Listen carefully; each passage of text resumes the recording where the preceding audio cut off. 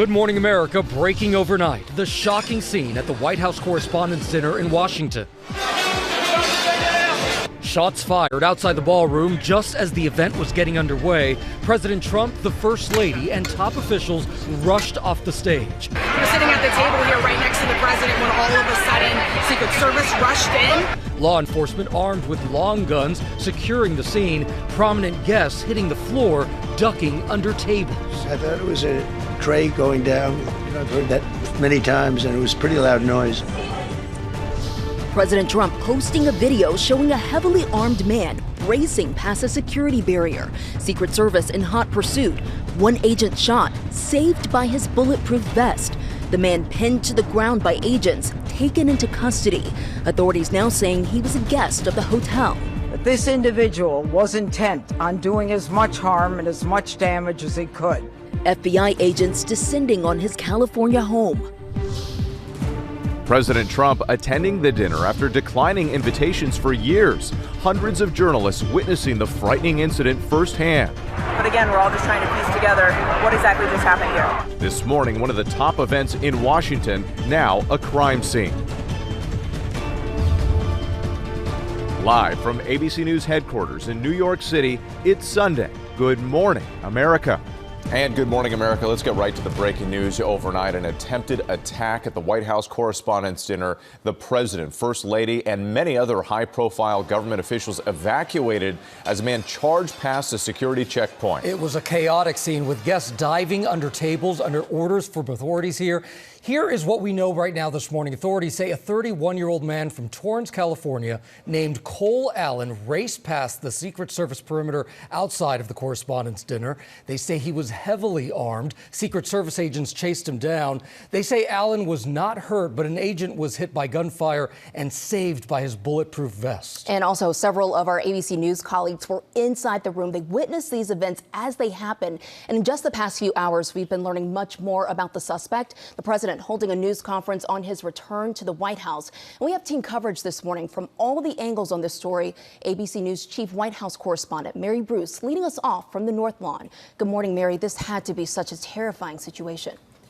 Morgan, good morning. And terrifying really is the right word for this. It was a chaotic and confusing scene. The dinner had just gotten underway. The first time Trump has ever attended as president. I was sitting about 20 feet from him when all of us in the room heard that loud bang. The president later saying he initially thought that a tray had dropped, but it was immediately clear that that was not the case as Secret Service agents in full tactical gear, their guns drawn, swarmed in to protect the president.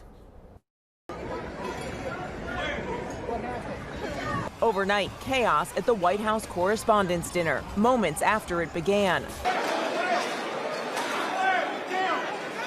Law enforcement storming the stage, an agent throwing his body in front of President Trump. It was just after 8:30 p.m., just moments after the national anthem was played at the annual event. The night's performer, Oz the Mentalist, seen talking to President Trump and the First Lady when agents in tactical gear swarmed in to secure the room. Melania Trump visibly shocked, appearing to mouth, "What happened?" Secret Service agents, their weapons drawn, rushing Trump off stage. Some 2,600 guests packed into the ballroom at the Washington Hilton, diving to the ground, ducking under tables. Among the many journalists there, our team here at ABC. Certainly a very unsettling scene, just a few moments into this dinner. But again, we're all just trying to piece together what exactly just happened here. I'll tell you, I've not seen moments like this since I was with the president in Butler, Pennsylvania during that attempted assassination. Members of the administration, including Vice President J.D. Vance, Robert F. Kennedy Jr., Marco Rubio, and Pete Hegseth, all evacuated. FBI Director Kash Patel right there, too. Just outside the ballroom, law enforcement say the alleged attacker charged past the security checkpoint. You see him here in this video posted by the president on social media. Secret Service racing to take him down and quickly apprehending him. Seen in this photo also released by the president. One officer shot and taken to the hospital. We do know that a U.S. Secret Service uniformed division officer was struck in his vest. He was transported to a local hospital for treatment. The suspect in this case, he was not struck by gunfire. The president speaking at the White House a short while later, describing the moment. I heard a noise and sort of thought it was a tray. I thought it was a tray going down. I've heard that many times, and it was pretty loud noise. And it was from quite far away. He hadn't breached the area at all. Officials say the alleged gunman had a shotgun, a handgun, and multiple knives as he charged toward the ballroom. That man, now identified as 31-year-old Cole Allen. Overnight, SWAT teams, FBI, and local law enforcement swarming his home in California. Clearly, things are escalating now that we have this light kind of on that second floor window there and a laser being pointed at the doorbell. ABC News learning authorities believe Allen booked a room at the Hilton early this month. Officials say he allegedly previously made reference to targeting administration officials, but was not specific. The president determined, vowing to hold the event in the coming weeks. We very much wanted to continue it because I don't like to let these sick people, these thugs, these horrible, horrible people change the fabric of our life, change the course of what we do. Now, the president himself personally and the country are unfortunately all too familiar now with political violence. Trump was pressed about his own security posture, but he says he's not reconsidering attending events like this in the future, saying if he were to make changes, he essentially wouldn't be able to attend anything. He said that this is essentially now just part of the job. Whit. All right, sadly, that is the case. Mary Bruce, we appreciate it. ABC News correspondents Olivia Rubin and correspondent Jay O'Brien, both in the ballroom when the shots were fired. Jay, let's start with you. Must have been a terribly frightening experience. What did you witness? Yeah, Whit, good morning to you. We heard several loud pops, and we got down on the floor for cover, some at my table hiding underneath the table. There was terror inside that room, and law enforcement who were there on the perimeter of the ballroom started to rush into the middle of the room to get their protectees, the dignitaries that they're assigned to keep safe, out of that room. It's worth pointing out much of the presidential line of succession, from the vice president to the Speaker of the House on down, were inside that ballroom, and we saw those dignitaries rushed out. Speaker of the House Mike Johnson seen sprinting out of the hotel with his security detail. He later thanked law enforcement for their quick work, and I can tell you, I saw law enforcement agents, Capitol Police, and other agents jumping over chairs, running into the middle of that ballroom to get to their protectees, and in some cases, literally picking them up and carrying them out of that ballroom. There are also moments this morning we're learning of bipartisanship. Jared Moskowitz, Democratic congressman of Florida, says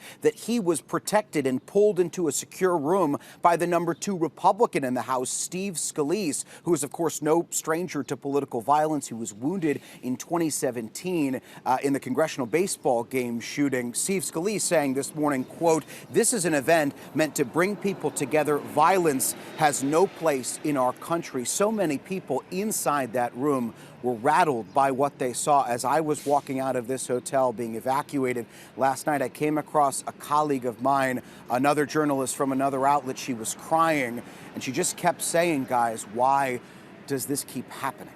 Guys. Yeah, rattled, but thankfully nobody seriously hurt. Jay O'Brien, our thanks to you. And let's bring in Olivia Rubin. I know you were also in the ballroom there. What did you see and hear?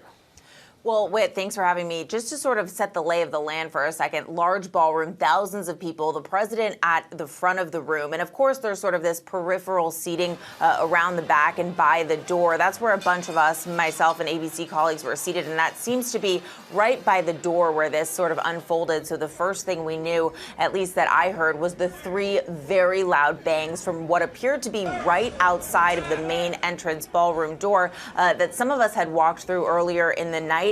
I immediately thought that it was gunshots, and many of us immediately dropped down to the ground. You heard Mary describe the chaos and the confusion. This is a tight ballroom with thousands of people, so many of us couldn't even get all the way down to the ground. There wasn't room, so we were crouching on chairs. But that's when, again, the 3 loud bangs, those doors immediately fly open, and you have seen those sort of harrowing videos of Secret Service and other law enforcement flying down the center of that room to get to the president, to get to other cabinet officials that were in the room. You know, I looked back at video on my phone, and there's some video of what appears to be Secretary Kennedy being led out of the room. But certainly, it was those 3 loud bangs. I can't say if there were more loud bangs, but I heard those immediately. I knew that it seemed to be gunshots, and that is when this sort of chaos unfolded, people hitting the floor.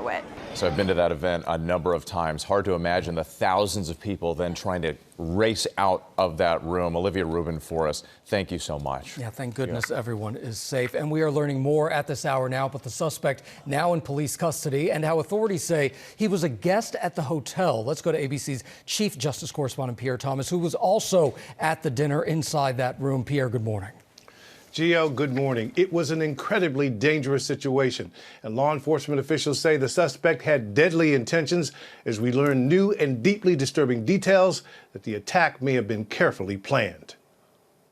This was the chaotic scene as a man rushed past a security checkpoint at the White House Correspondents Dinner last night with shots fired before the suspect was tackled to the ground by the Secret Service. He was armed with a shotgun, a handgun, and multiple knives.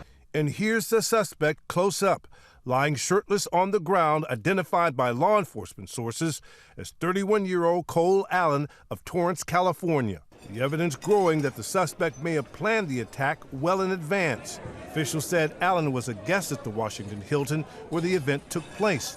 And according to law enforcement officials briefed on the investigation, he's believed to have booked a room in early April. It is clear, based upon what we know so far, that this individual was intent on doing as much harm and as much damage as he could. According to law enforcement sources, Allen is allegedly declining to answer questions, but allegedly made some reference to targeting administration officials, but was not specific. Overnight, the FBI, Secret Service, and local law enforcement launching a massive nationwide investigation into Allen's background and to try to track his recent movements. He is believed to have traveled from Los Angeles to Chicago to D.C. before checking into the hotel on Saturday. Only hours after the attack, the FBI and SWAT teams were already descending on the suspect's home in California. Authorities also have warrants for Allen's mobile devices and computers as they seek to exploit any social media posts and to look for other evidence. Allen is a trained mechanical engineer working as a tutor, according to a LinkedIn page connected to him. He graduated from Caltech in 2017 and from California State University, Dominguez Hills in 2025, according to representatives for both schools. Authorities say the suspect will be charged with using a gun during a crime of violence and assault with a deadly weapon on a federal officer. He's expected to have his first court appearance on Monday. Morgan? All right, Chief Justice Correspondent Pierre Thomas. And not long after the shooting, President Trump went before the cameras answering questions from the reporters who witnessed it all. ABC's senior White House correspondent Selena Wang joins us now from the White House with more on the president's remarks. Good morning to you, Selena. Yeah, Morgan, good morning. I was in that ballroom last night, and just hours after we were told to get on the ground to duck under those chairs and tables, a group of us rushed over here to the White House. The president took to the stage in the White House briefing room. He briefed reporters on the incident, and he made it very clear he wants to reschedule this dinner and hold it again. Just hours after being rushed off stage by Secret Service at the White House Correspondents Dinner, President Trump appearing before cameras. We wanted to stay tonight. I will tell you, I fought like hell to stay. Still dressed in a tuxedo, the president flanked by the director of Homeland Security and the FBI, praising law enforcement. Very unexpected, but incredibly acted upon by Secret Service and law enforcement. Trump also praising First Lady Melania Trump, who was there by his side at the dinner. That was a rather traumatic experience for her. There was a lot of action taking place up there very quickly. Trump, who has already survived 2 assassination attempts, saying this latest incident wouldn't impact whether or not he attends indoor events. Then you just don't do events. No, I can't do that. I have to. It is what it is. We have to do it. And acknowledging the state of political violence in the country. It's a dangerous profession, but I don't view it that way. Look, I'm here to do a job. And calling on Americans to unite. I ask that all Americans recommit with their hearts and resolving our difference peacefully. We have to resolve our differences. The president also used last night's incident to justify building a massive ballroom in the White House, claiming it would be more secure. But that project is currently tied up in the courts. All of this also comes as President Trump is preparing to welcome King Charles to the White House for a week that will be packed with high-profile events, Gio. Okay, Selena, thank you so much. Let's go ahead and bring in ABC News contributor and retired FBI agent Brad Garrett. Brad, thank you so much for being here. The White House Correspondents Dinner, as you know, major annual event. Journalists, politicians, celebrities, celebrities. And of course, as we saw there, the President of the United States in the room. Clearly, there was a security breach here, Brad. What should have been done differently? So, Gio, the problem the Secret Service and every other protective detail has is, can you actually secure, to their definition, secure a location? Hotels, by their very nature, are very, very difficult. Multiple entries. You have other people staying in the hotel, perhaps away from the ballroom, but in the hotel. And how do you actually create what I call rings of security? Obviously, they had magnetometers to get into the ballroom that's subterranean. But before you got to those, there probably is nothing, because I don't know how you could do that realistically. So what this is going to do, obviously, is change probably using that location ever again, at least if the president is going to attend.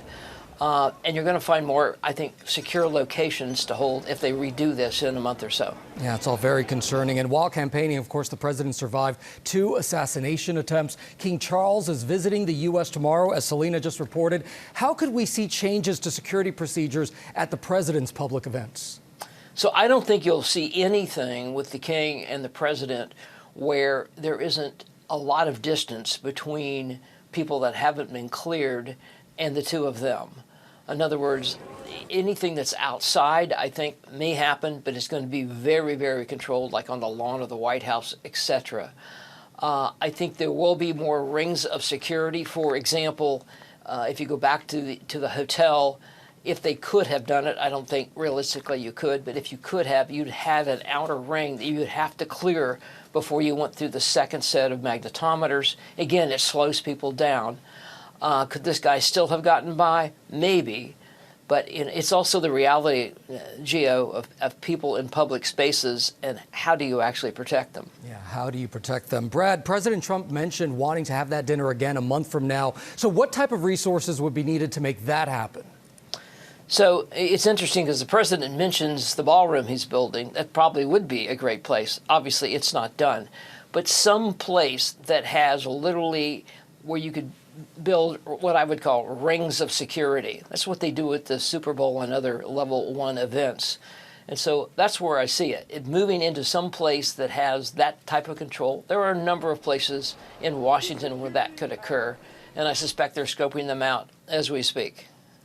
Retired FBI agent Brad Garrett, thank you so much for joining us here this morning. And tune into This Week later this morning here on ABC. George Stephanopoulos interviews Acting Attorney General Todd Blanche, who was also in that ballroom, about the latest developments in the investigation. Still ahead on Good Morning America, we're staying on top of that breaking news with the latest on the suspect in custody and the security threat level after shots were fired at last night's White House Correspondents Dinner. Plus, what one woman is alleging in her lawsuit against Phoenix police, claiming officers arrested her in order to help them meet a quota.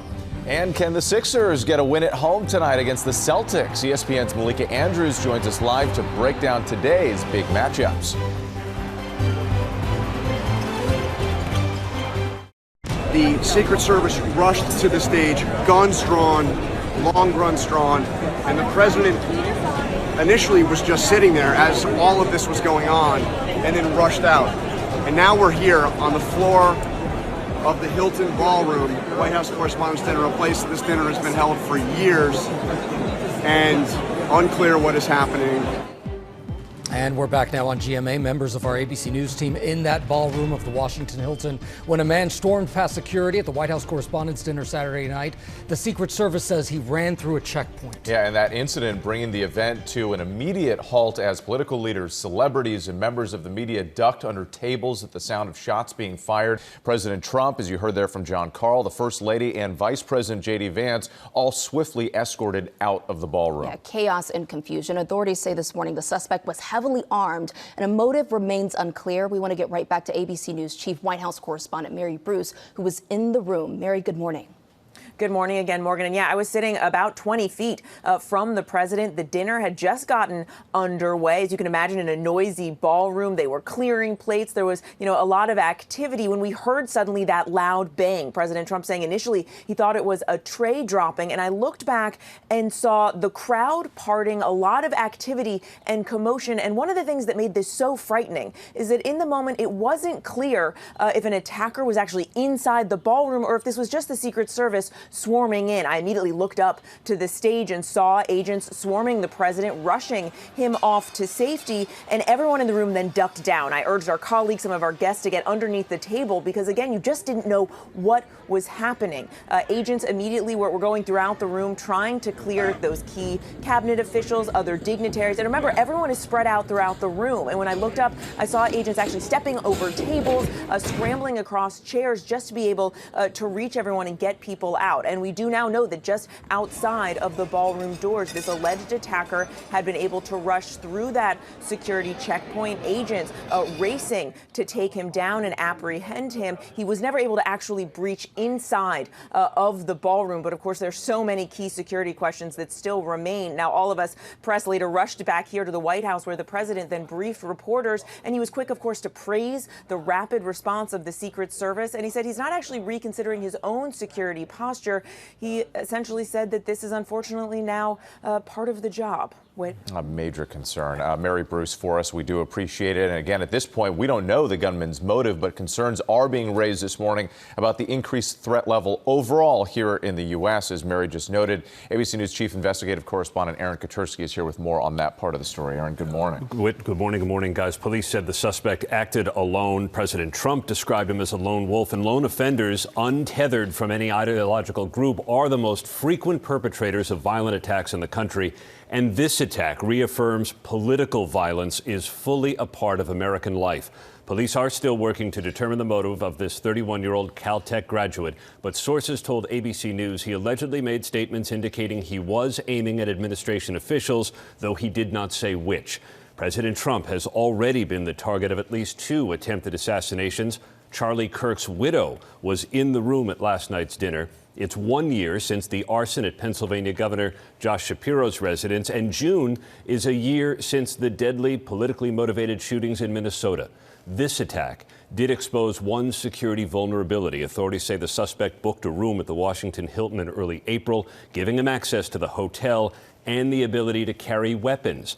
This morning, the Secret Service is crediting the strength of our layered security posture for stopping the armed man seen there sprinting toward the ballroom. But bottom line, guys, this is going to raise questions about security around the president, especially with high-profile events coming up. The King's visit to the United States, the FIFA World Cup, America's 250th birthday. Yeah, and thousands will be in attendance there. Sure. All right. Thank you, Aaron. We want to bring in another ABC colleague, Karen Travers, with more on how all of this unfolded. Karen, good morning. We understand that you were sitting just 2 seats away from the president. And since you're on the board of the White House Correspondents Association, tell us more from your vantage point what you witnessed. Yeah, Morgan, I was just 2 seats away from the president last night. He was in a really good mood. He was excited about the dinner. He was chatting with the night's entertainment, mentalist Oz Perlman and the First Lady. They were actually doing a trick. You can see that in the video that Perlman was showing up a card to the president when all of this started going down. It wasn't clear from the stage what was happening. There was this loud noise from the center aisle, and the president later said it did sound like a tray had fallen. We kind of thought it was the programming had started, but Caroline Leavitt, the press secretary, who was seated to my left, she told me, get down. And we got down on the floor. We were huddled behind the table, and just 3 feet away from me was the president underneath Secret Service agents. He was quickly rushed off the stage, and some other people up there were able to crawl off the stage at the same time as the president. Secret Service agents were telling me, several of my colleagues on the board, to stay there, to stay as low as possible as they surveyed the scene and tried to clear that situation. After several minutes, once it was determined it was clear, we were able to get backstage. And at that point, Morgan, we were huddling as a board. We were waiting for information from the Secret Service. We were waiting for an update from the president about what he wanted to do. There is so much planning that goes into this event. There are 2,500 people there in that room. This is a year in the making. At first, the president said he wanted the show to go on, but he later told reporters he fought like hell to stay in that room and get back out there, but was told there was a protocol and he should leave. Morgan, he says he wants this event to be rescheduled and he will attend. So stay tuned for details on that at some point. Absolutely. We'll know that you'll be following that as well. Karen, thank you. And of course, you want to stay with ABC News for the latest developments. updates on this breaking news story throughout the day and over on our streaming network, ABC News Live, for continuing coverage. We follow the lawsuit against the Phoenix Police Department. A woman claims that she was pulled over and handcuffed for no reason, blaming what's being called a quota system to make DUI arrests. ABC's Jacqueline Lee joins us now. And Jacqueline, the officer's own words are now part of this case. Good morning. Wait, good morning. That's right. The crux of the lawsuit is based on body camera footage. The woman says not only was she incorrectly stopped, she alleges the arrest has had long-term damage on her career and life. Your lights are off in the back, just so you know. You don't have any lights to the rear. I thought you were saying I ran a You light. did run a red. This is the moment aspiring nurse Brianna Longoria says changed her life forever. Are you on any sort of medications? No. The body camera footage from the Phoenix Police Department, first reported by our affiliate KNXV, shows Longoria stopped by police after claiming she ran a red light 1 day after getting married in December 2024. Triple zeros, like I thought. Longoria says even though she blew triple zeros on the breathalyzer and passed an eye test, police still arrested her and charged her with DUI. The officer reportedly suspected marijuana impairment. Oh, I am? Really? It was supposed to be the best time of my life when I had so much going on. I'm in a cop car. In a lawsuit filed by Longoria, she claims that Phoenix police enforced a de facto DUI quota, which she alleges pressures officers into making DUI arrests or face employment consequences. If you watch throughout the video, you see someone who looks like they're looking for a reason to arrest somebody. The officer's report claims Longoria failed field sobriety tests. Her lawsuit accuses the officer of deliberately fabricating this evidence. Longoria's attorney obtained this body camera footage of an officer appearing to express concerns to the arresting officer right after Longoria's arrest. They're going to kick me off squad if I don't get a DUI. But I have seriously pulled There's nights that I don't care. You're fine. But I'm like, I can't just conjure one up. I have tried. You can. She must think I don't understand her.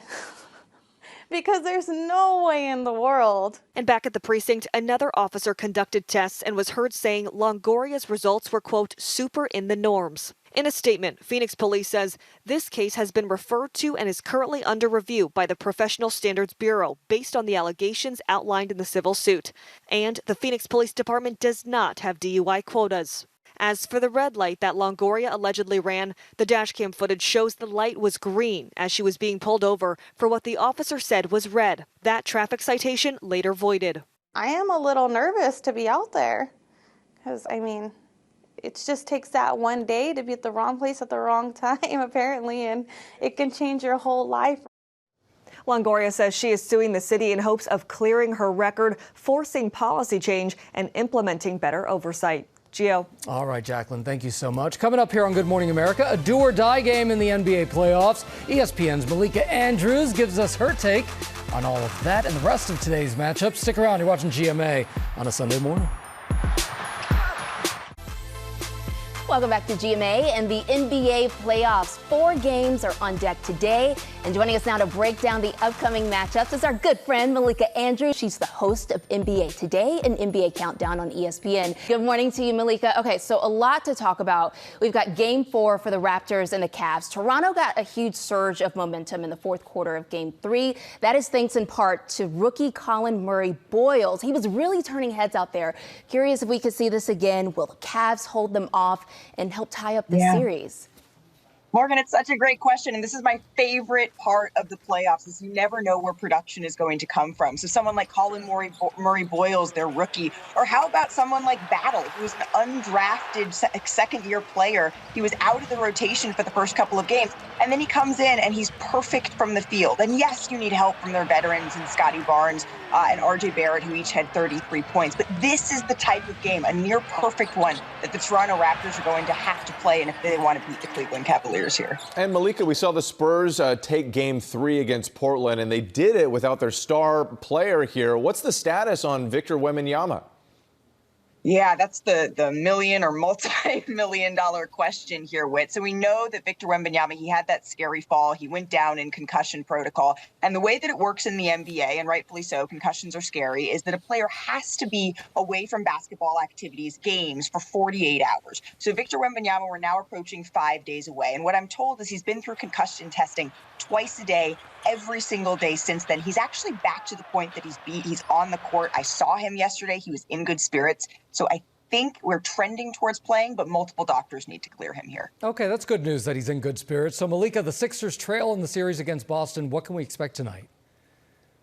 It's going to be an uphill battle for the 76ers here. Boston is starting to click on all cylinders, and I know for New York Knicks fans, they're eyeing the Boston Celtics like, can we be the team that gets here? Well, Boston, on the other hand, is saying, you know what? We want to take care of business. We don't want to play around, because over there, while the Hawks and Knicks, sorry, Knicks fans, I know, are beating each other up, we want to be able to take the time to rest so that we can be fully fresh. So Boston, I think, is starting to dial in here and really get focused, especially without knowing whether Joel Embiid is going to play. Yeah, Malika, you should have seen the collective eye roll when you were talking about the Knicks here in New York. Hey, Knicks fans are actually pretty happy right now. Yeah. But Houston is on the brink of elimination with the Lakers leading the series 3-0. Kevin Durant, questionable with that sprained ankle. Can the Rockets recover here? And I'm curious, who's going to have to step up to fill that? Yeah, well, at first it's looking at Kevin Durant if he's going to be able to play, because he is questionable. And you know what they say, he says, well, who am I? I'm Kevin freaking Durant, is how he introduced himself. When you have that type of vibrato, you don't miss an elimination game very often. So you know it's going to have to be serious if he's not in this game. But without him, Alperen Şengün probably had his best game of the series. But look, the Los Angeles Lakers, they are taking care of business, and they know that this is a game they have to continue to bring it if they want to move on, get that rest, because guess who's waiting around the corner for them? The Oklahoma City Thunder.